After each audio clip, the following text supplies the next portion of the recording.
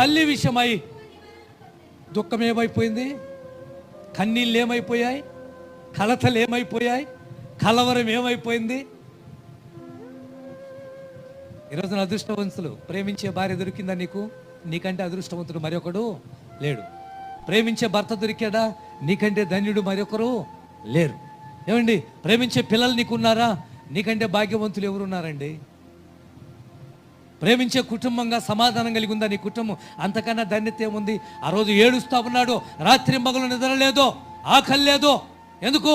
మా అమ్మ చచ్చిపోయింది. ప్రాణం కన్నా ప్రేమించిన అమ్మ లేదు. ఇప్పుడు అమ్మ లేని జీవితం నాకెందుకో, గుండె పగిలిపోయే పరిస్థితి.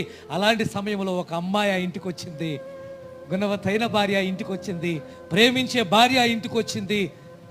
ఎప్పుడైతే ఆమె ఆ ఇంట్లో అడుగు పెట్టిందో ఓదార్పు దొరికింది. ఎవరికి? ఇస్సాకుకు. మొదటికి